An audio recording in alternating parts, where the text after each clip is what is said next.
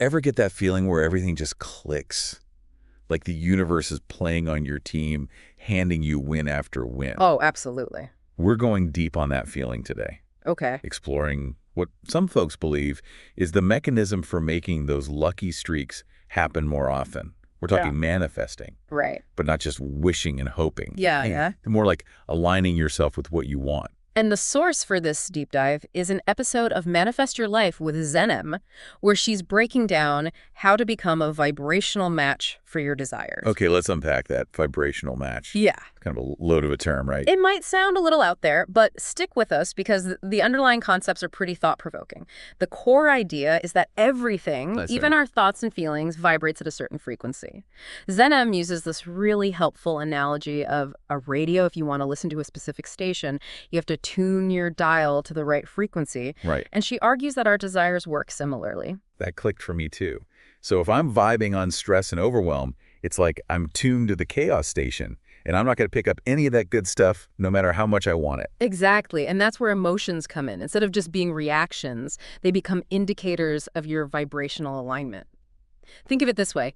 Feeling good isn't just a side effect of good things happening. Right. It's like a compass pointing you towards what you want. So it's not just that happy attracts happy, but that happy is a sign you're already on the same wavelength as what you want. You got it. And the flip side is true too. Those negative feelings, while no fun, can be valuable signals. They're like a little nudge from the universe saying, hey, you might want to adjust your frequency here. Which actually makes a ton of sense when I think about it. Ever notice how a bad mood can seem to attract even more things to be grumpy about? It's like I've tuned into the complaint department channel, and suddenly everything's giving me something to complain about. Right. But here's the good news. According to ZenM, and this whole system of manifesting, we have more control over that dial than we realize. Okay, but how do you just decide to be in a good mood when things are going sideways? Yeah. I can't just flip a switch and be joyful on demand. And ZenM totally addresses that. It's not about forcing yourself to be happy all the time, Right. but rather finding small, genuine things to appreciate to start shifting that momentum. It's like building a muscle. The more you practice, the easier it becomes. So maybe instead of freaking out about being late for work, Yeah. I focus on being grateful that I have a job to be late for in the first place. Exactly. You're shifting from a frequency of lack and worry to one of gratitude and appreciation. So that's step one, Okay. tuning in the right station. But there's more to it than that. Mm-hmm. I mean, I can't just sit around feeling grateful and expect my dream job to land in my lap. Of course not. And that brings us to what's probably the most interesting part, the concept of feeling as if. This is where you embody the feeling of already having what you desire, even if it hasn't happened yet. Okay, I have to admit that sounds a bit out there. Right. How can I truly feel something that's not my reality yet? It might seem counterintuitive, but think of it this way. If emotions are a type of energetic signal, Okay. then feeling the joy, excitement, or gratitude associated with your desire is like sending a strong, clear transmission to the universe. It's about bridging that gap between where you are and where you want to be, not through action, but through your energetic state. So if I'm aiming for that corner office, it's not enough to just update my resume. Yeah. I need to embody the feeling of already being that successful executive. Walk the walk before I even get the job. Precisely. Imagine how you'd feel walking into work every day, leading your team, seeing your vision come to life. What emotions come up for you?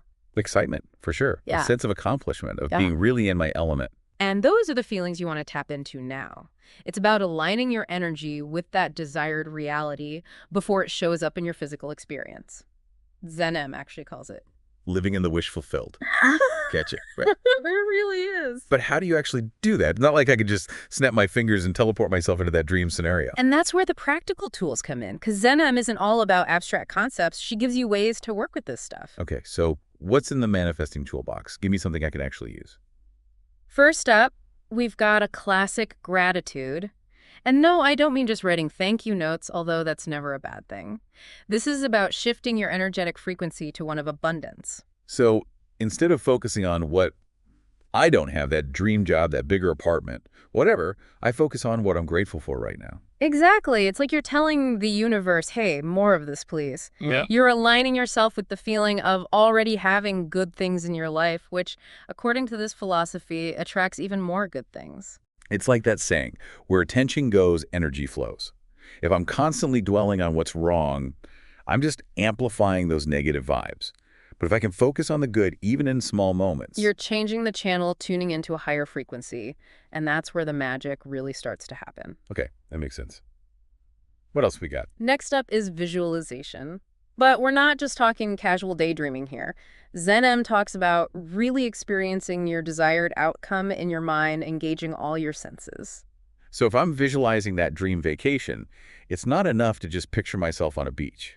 I need to feel the sun on my skin, smell the salt air, hear the waves crashing. Exactly. The more vividly you can experience it in your mind, the more real it becomes to your subconscious. And here's where it gets really interesting from a neurological standpoint. Our brains don't always distinguish between a vividly imagined experience and a real one. Wait, seriously? So I could be tricking my brain into thinking I'm already living my dream life? Sign me up. Well, it's not quite that simple, but you're getting the idea. By engaging in detailed visualizations, you're essentially planting those seeds in the fertile ground of your subconscious, nurturing them with positive emotions, and increasing the likelihood that they'll take root and grow. Okay, so we've got gratitude to shift our energy and visualization to imprint that desired reality on our subconscious. What about those times when no matter how hard I try, I just can't seem to shake those negative thoughts?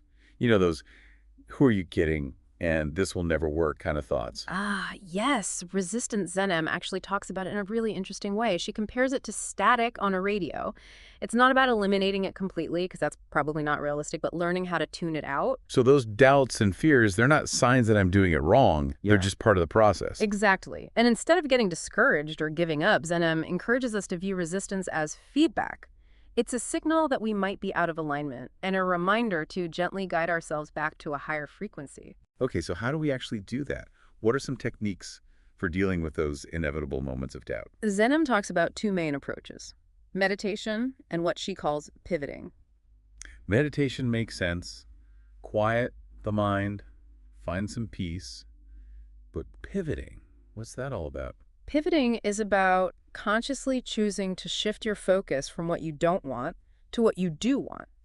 It's like changing the channel on your mental radio dial from a station that's playing nothing but doom and gloom to one that's broadcasting uplifting, empowering messages. So for example, if I'm stressing about a big presentation at work and that little voice is telling me I'm going to bomb it, I could Pivot to a time when you felt confident and successful. Visualize yourself nailing the presentation or focus on the positive impact your presentation will have on your audience. It's like I'm interrupting that negative spiral and consciously choosing a more empowering thought. Precisely. And the more you practice this, the easier it becomes. It's about training your mind to focus on the good, to seek out the positive, and to trust that the universe has your back. This is already making me rethink how I approach, well, pretty much everything. We've covered a lot of ground here. Gratitude, visualization, and even how to deal with those pesky doubts. But I have a feeling there's even more to uncover in this world of manifesting your desires right. You know, it's funny how we talk about achieving our goals like it's all about brute force effort. But this whole manifesting thing, it's almost like there's a secret shortcut, right? What if working smarter sometimes means getting our energy aligned first? It really makes you question those hustle harder mantras, doesn't it? What if instead of constantly chasing shroud, we could become magnets for what we want? Okay, now I'm picturing myself as a giant human magnet, attracting dream jobs and amazing vacations. But seriously, how do we bridge that gap? Because let's be real, life isn't always sunshine and rainbows. There are bills to pay, deadlines to meet, and sometimes it feels like the universe is throwing everything it's got at us right. Absolutely, and that's where the tools we've been unpacking come in. Gratitude, visualization, affirmations, meditation, pivoting. These aren't just fluffy self-help practices. They're techniques for navigating those inevitable ups and downs while keeping our energy aligned with our desires. So it's less about avoiding the messy realities of life and more about approaching them with a different mindset, a different energy. Precisely. Think of it like this. You wouldn't show up for a marathon without training right. You'd build up your endurance work on your mindset and trust the process. Manifesting is similar. It's about building those energetic muscles, so to speak, so that when challenges arise, as they inevitably do, we can navigate them from a place of power and alignment. It's like we're learning a new set of skills, and like with any new skill, it takes practice, patience, and a little self-compassion when we inevitably stumble along the way. Absolutely. It's a journey, not a destination. And one of the things ZenM emphasizes is that we don't have to overhaul our entire lives overnight. Small, consistent shifts can create powerful ripple effects over time. So, no need to quit my job and move to a tropical island just yet, even though visualizing it is pretty fun. But maybe I can start a gratitude journal this week, or commit to 5 minutes of visualization each morning. Exactly. It's about finding what works for you and making it a part of your daily routine. And remember, even on those days when you're feeling frustrated, overwhelmed, or just plain skeptical, don't beat yourself up. Just acknowledge those feelings, gently pivot your focus to something more positive, and trust that you're always moving closer to your desired reality. It's like ZenM said, the universe is always responding to our energy, even in small ways. So what small shifts can we experiment with today to point ourselves in the direction of what we want? Maybe it's that gratitude journal. Maybe it's finally booking that trip you've been putting off. Or maybe it's just choosing to see the good in ourselves and the world around us. The power is in our hands, or should I say in our vibes. And on that note, another deep dive comes to a close. Until next time, stay curious, keep exploring, and remember the universe just might be conspiring to give you exactly what you desire.